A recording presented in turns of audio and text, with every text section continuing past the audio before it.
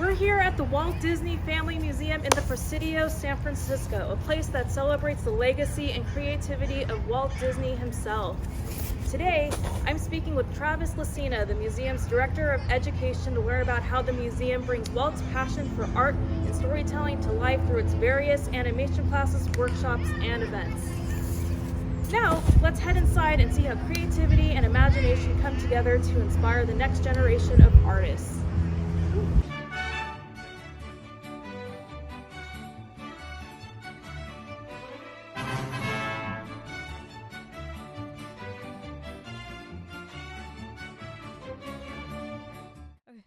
Hello, Travis. Thank you so much for having me here at the Walt Disney Family Museum. I'm so excited to get into our interview. But first, could you show me around this place? Like, tell me what it is you guys do here in this classroom.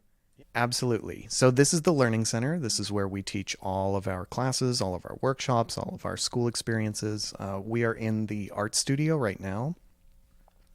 As you can see, there are tables that are set up to accommodate any kind of art medium. It could be painting, drawing, animation. We have power in each of our tables here so that we can actually connect computers or Cintiqs or any kind of screen. Can I show you around a little bit? Okay, sure. Yeah, so we call it the art studio because you can put any kind of wet medium in here. We have a sink. It's very much that you can get more creative or more messy in here. So it accommodates up to probably 30 students, but we typically have 10 to 20 at the most. Most classes are only 10, so each student gets one table pretty much to themselves so that they can work or animate on both sides.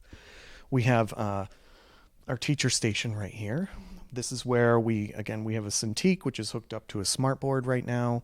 The Cintiq is so that we can do digital drawing, but we just run presentations off of that. We also have space for light tables if we're doing hand-drawn. We have down shooter cameras so that we can show people what we're drawing or what we're working on. Could you show me like some of the stuff over here? Like, I'm very curious what's going on in this room over here. Yes, absolutely. So we call this the digital lab. Originally, this was the only side of the room that had power to the tables. So this was all digital because it was all electricity. So again, as you can see, we're putting up some Cintiqs, some Mac Studios right now. We have a digital animation class that we hold every Wednesday with students. It's an after-school program, but we also have weekend workshops where we'll use them. In the digital lab, it's pretty much the same setup, except we've got like a projector over here. This was from a character design workshop. It was just the only thing that actually got saved from the workshop. We just kept it because we loved how it looked. We've got the projector. We've got a big wall here where we can, show film or show what we're drawing or animating, same kind of thing. Again, students have their own space. We've got a lot of different equipment in here. I can show you some of our traditional. Yeah, I'm also curious about like what kind of software you have on these machines here. Yeah, absolutely. So the software that we have on our computers is everything from Photoshop to Maya for 3D programs. We use Toon Boom Harmony for most of our digital animation. And then we use Stop Motion and Stop Motion Studio for just kind of basic hand-drawn down shooting or stop motion with paper cutouts. So we have pretty much anything you could need, and if we don't, we're looking to get it. So. And then, were you going to show me something over there? Or, yeah, I would love to see it. Sure, let me take you over to the corner here. So over here in our cabinets, this is where we have all of our animation tablets, computers, but also our light tables. So we have some traditional light tables. So as you can see, we've got some stacked here, but they actually work with traditional animation discs. So again, we always do everything on paper as much as possible and then move students into digital. So we're very blessed to be able to have all of this equipment and then to be able to support students as they grow as artists. Yeah, I'm curious, like, where do you guys kind of get the funding for all of this? I hope that's not a personal question, but I'm allowed to ask that. Here at the Walt Disney Family Museum, we really believe in supporting our members, and we have a great membership program. So anything that a member spends beyond tickets or programming or any kind of revenue like that can go back into the education programming. So we end up getting a lot of funding that way and are happy to support our students. So let's get into our first question here. Can you tell us some more about yourself and what you do in your role as the Director of Education at the Walt Disney Family Museum, and how long you have been a director? Yes, I have been working at the Walt Disney Family Museum since 2014. I became Director of Education in 2020. My role is essentially to facilitate the creation and inspiration of classes for students of all ages to pursue whatever their goal might be in art or beyond. Oh, that's awesome. Yeah, I think that was another question I was going to ask is like, what is kind of the age group that you teach? Is it like all, or I believe like you were a teacher before, but then you got kind of promoted to the director. So what are kind of the age groups that are taught here? Yeah, so really it's all age groups. I mean, you could be 5 to 105 and find something. Most of our offerings, kind of the sweeter spot is 3rd grade to 12th grade. However, we have things for younger students. We also have adults that come in and take classes. Some are working adults, some are retired. Others are college students or getting into the industry, and they just come take classes or seek advice. That's awesome. I think a lot of the students at SF State would love to know about that, because we have a lot of animation students in the animation minor at SF State, and there's also the Animation Society Club. So I think they would be very interested in all this. So when did the Walt Disney Family Museum first begin to offer educational content in animation, and why, if you know? Well, I do. In fact, yes. So the space that we're in right now, the Learning Center, has been a part of the Walt Disney Family Museum since the beginning. So part of the educational vision was to have something for students all the time, whether or not that's for just the public to come in and drop in and do something, or it's a class that they can sign up for. We have windows in the doors so that people can see what's going on. We have school groups, but always there's been a component of education. I don't think there couldn't be in a museum. And so the educational department, I assume you guys organize lots of different kinds of events. So it's, I would assume it's mostly classes, but there's a lot of other stuff you guys do too. Yeah, so we do classes and workshops. We have school groups, as I said, that come in. We also do open studios for parents, families, again, kids who have never visited to drop in. Education is throughout all of the museums. So there are talks with guest speakers. There's education even in special exhibitions like we have downstairs. So there's all sorts throughout. That is very, very cool. I am happy, and I want to look more into that. Maybe attend some of that stuff myself, because I love animation.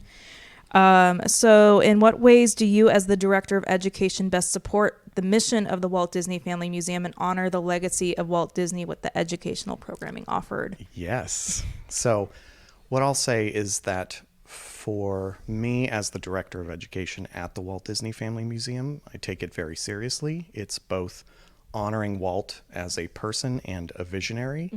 It's also to supply the space or the room for students in order to create or be inspired. So our mission is to inform present and future generations about the man, in this case, Walt Disney, and through his story to inspire them to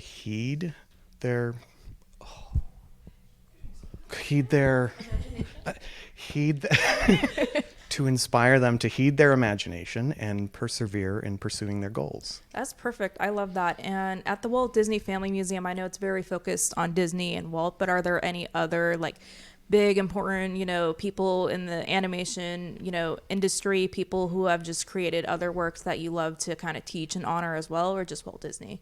Oh, it's all throughout animation. So here at the Walt Disney Family Museum, we have to start with Walt, which is not even a have to. It's a great place to start. What Walt did was he was able to bring animation and the art form into cinema in a different way than most people had seen in history. He's not necessarily the first to create any kind of animation in general. However, you can't really start in animation without talking about Walt and what he did. That is very true. So Yeah, it's kind of the big elephant in the room. Yes. Yeah. Yeah. So who would you say were some other like important people in animation, like before Walt, that you might teach about or that you just admire? We look at a lot of different artists and animators. I won't necessarily list all of them right now, but we look at animation studios or individuals who've worked with shadow puppets or just zoetropes, any kind of movement in film and cinema, just to say like, look, here's how people experimented with it, and here's what Walt took from that and enjoyed to use. Yeah, I love that. Okay.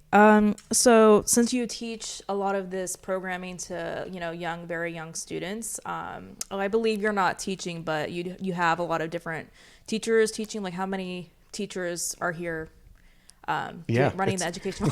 It's a good question. Okay. I am actually teaching. You're teaching well. Okay. So a part of our philosophy in education is that everybody teaches. So that's either every day or whenever we can. So I was in a school experience today. I'm teaching something on Saturday. I love that. Yeah, I was teaching on Tuesday. So it's a big part of it. Our team right now is about 8 people, not counting me, on site. We have 9 people. We have somebody actually in Los Angeles who works remotely with us. But everybody is part of the classroom. Everybody has different schedules. Everybody gives up weekends when they can. And we're here for the public. We're here for the students. Yeah, I love that. And like, how would you say a lot of your teaching style and the techniques that you teach, just the stuff that you teach about Walt Disney and animation, how would you say it supports and helps the young child's developing brain? Oh yeah, that's such a good question. Because I think that's so important. Yeah, I do too. As a teacher, you can look at something like scope and sequence, which I'm sure you're familiar with, but it's the idea of what are you going to teach and how are you going to teach it, or how are you going to present it, or what is the order. For students, especially young students, well, animation in general, when anybody makes something move for the first time, it's like a magic smile machine, right? You can't help but look at this and go, oh my goodness, this was amazing. For young students in, development, I'm not an expert on the brain.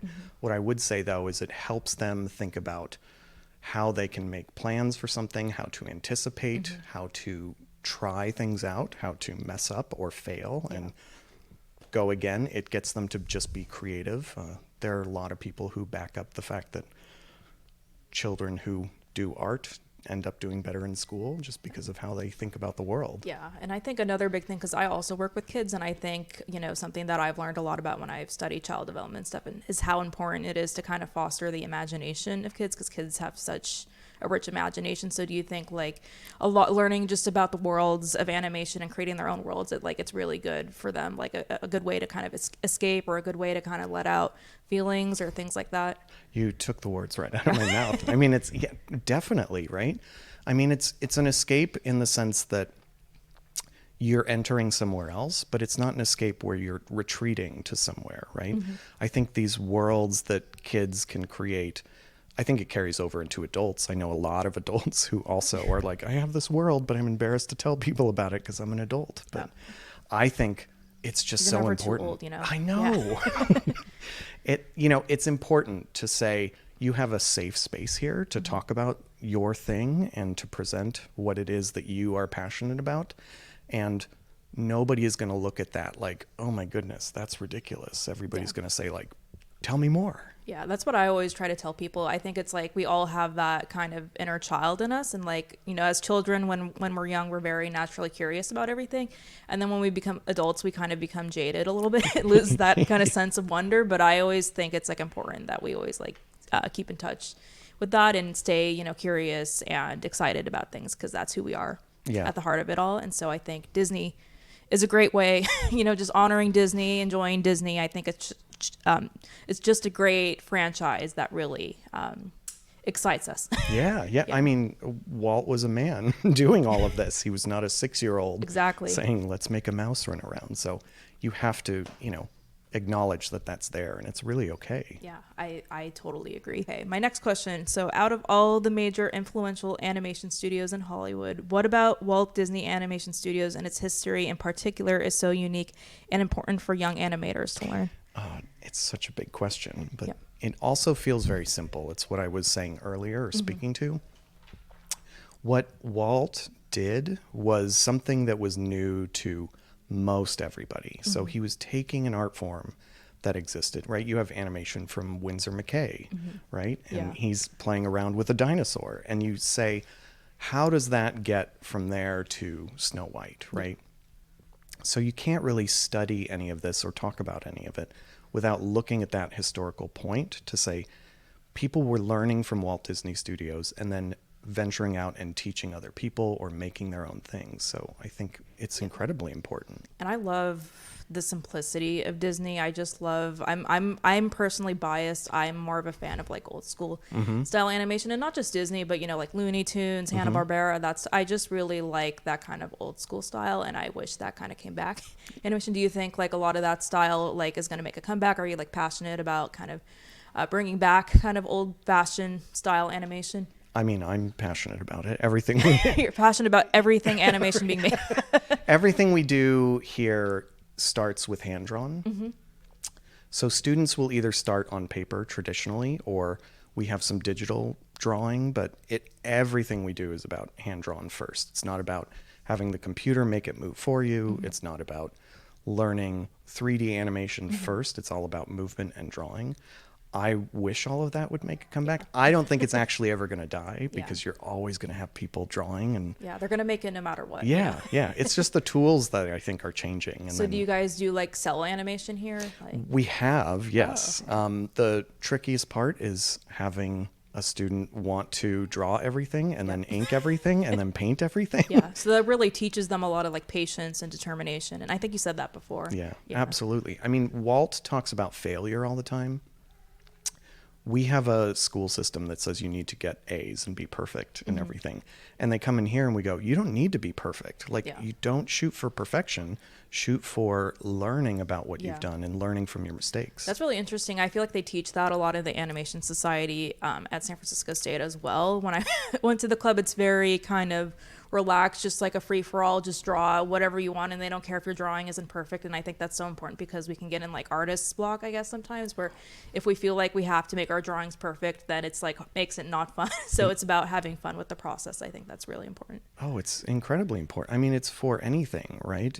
Everybody who's creating anything always goes through a first draft or a second draft or a rough or a napkin sketch. Exactly. So what stages of the animation process do you believe are the most essential for beginner animators to learn, and which is your favorite to teach as an animator yourself? Oh, two very different things, I think. The best stage in the process to start is the beginning. And I know that seems very obvious. It's about understanding that you are learning it. So one of the things that we tell every student, adults or kids, is that you can have a beautiful drawing and it can be animated kind of terribly, and you can have art, and I won't say terrible art. We never say bad art actually here. We all believe that art is subjective and everybody loves different things, even on my team.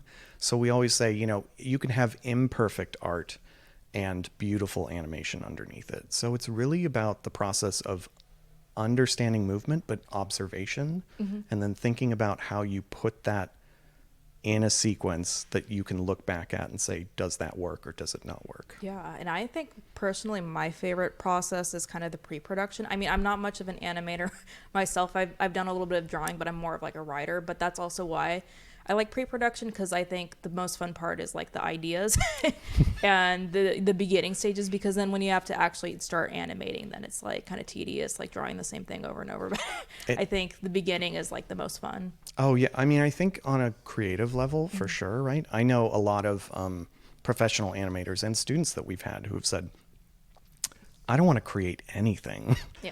I'm happy to move it. I'm happy to draw it over for them. I don't want to be part of the design or the story or anything.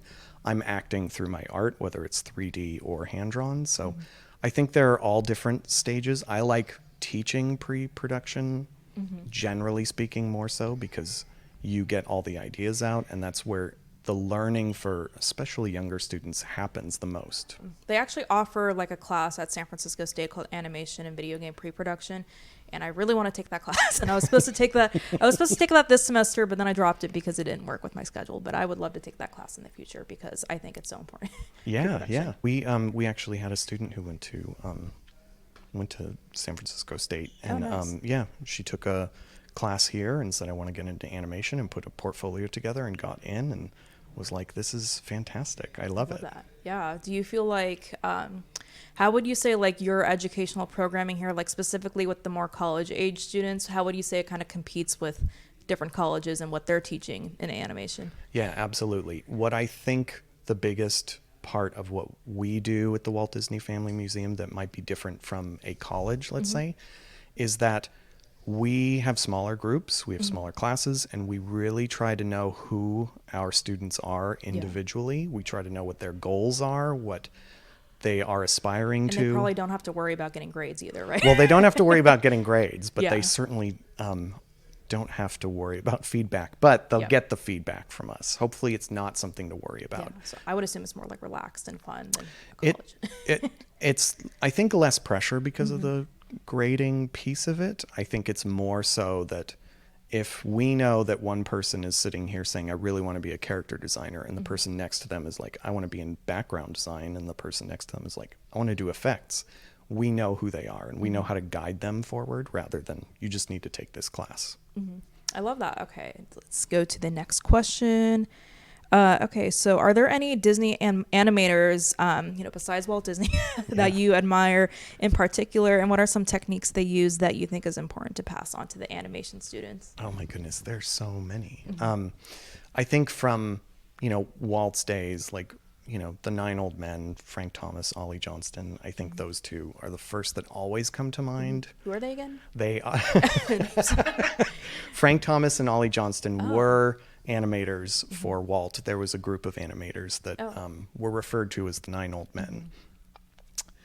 They are responsible for the book The Illusion of Life, if you've ever read it or seen it. Oh, you should check it out. They're responsible for creating the 12 principles of animation, which is what most animation is really sort of founded upon. It's these principles that say you can move things this way, you can time it this way, you can squash it, you can stretch it, you can make it look more real, exaggerated. And that's what brought Disney cartoons to life. I mean, I still, I love Andreas Deja, who's the modern hand of Mickey Mouse. I love Glenn Keane. Even newer animators too. There's an animator, Frank Apney, who's been at Pixar and other companies and has done a couple independent films, but he is just fantastic in how he approaches it. Yeah. Would you say you guys teach like Pixar a lot here, or is it mostly just focused on the Walt Disney animation?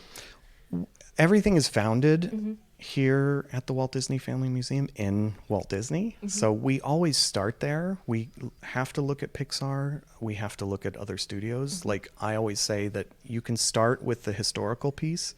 However, kids that are growing up, their first Toy Story may be Toy Story 4, right? And that's, you have to acknowledge that. And you have to say, I have a very strong opinion about that.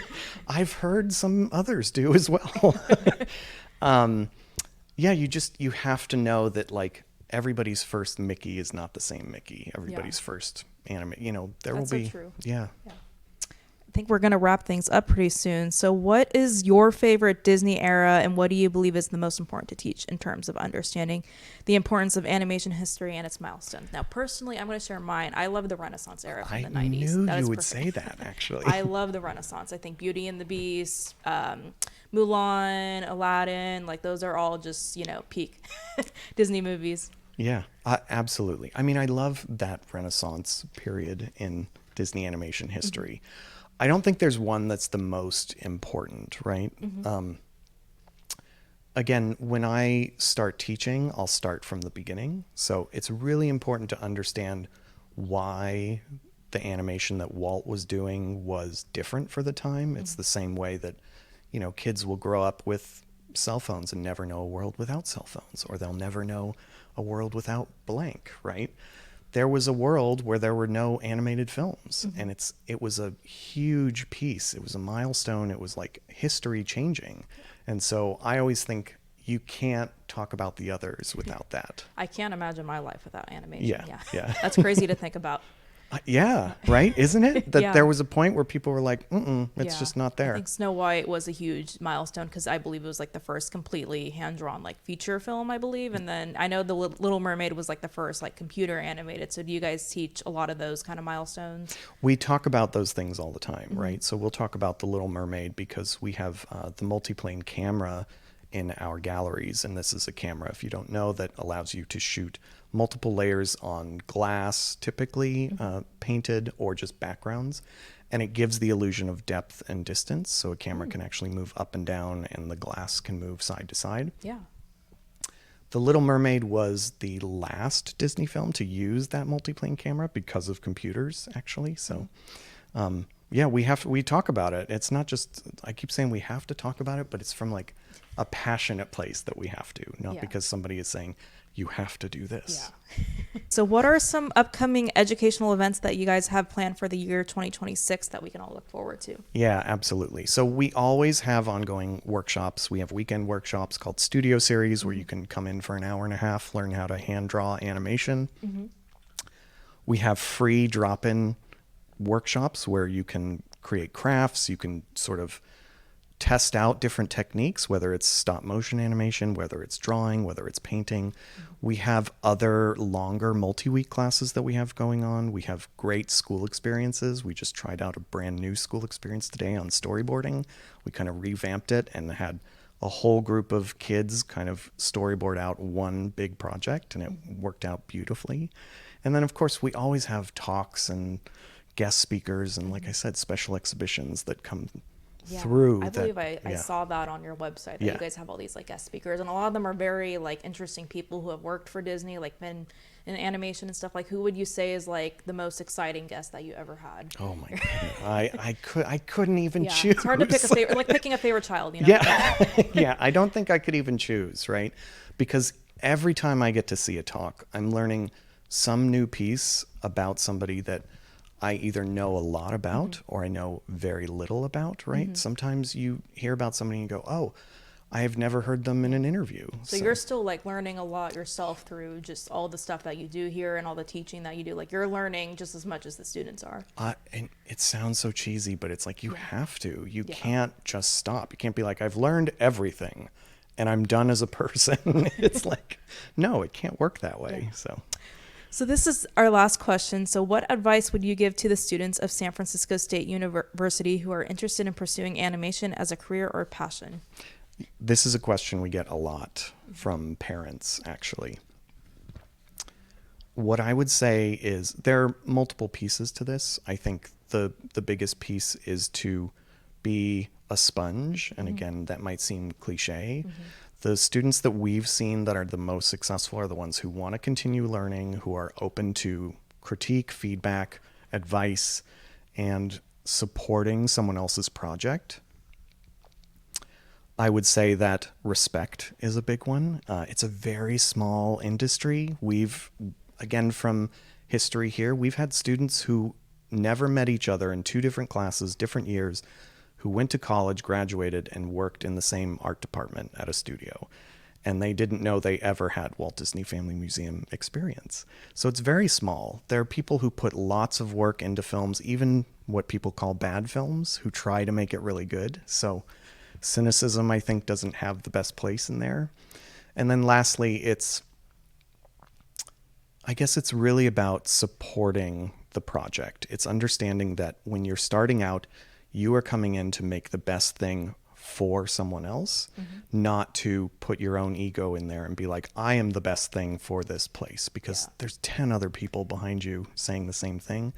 And you wouldn't be inspired by other work if your work was the best thing. You just wouldn't see other movies or TV shows or anything. Yeah, I agree. I think that's so important because sometimes just in the industry, it's just very cutthroat and you got to kind of just like take the job where you can. So a lot of times you're just making art for other people. You're not making your own art. And so I think that's like really important for people to learn. Yeah, absolutely. I don't know anybody really who just jumped in and was like, hey, I just graduated and run everything. You know, it's very, very rare if so. Yeah. Okay. Well, thank you so much for having me here, Travis. It was great meeting you and Oh talking my with you. goodness, thank you Yes, so much. Thank you.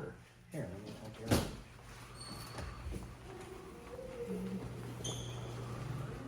To learn more about the museum's workshops, programs, and upcoming educational events, visit waltdisney.org/education.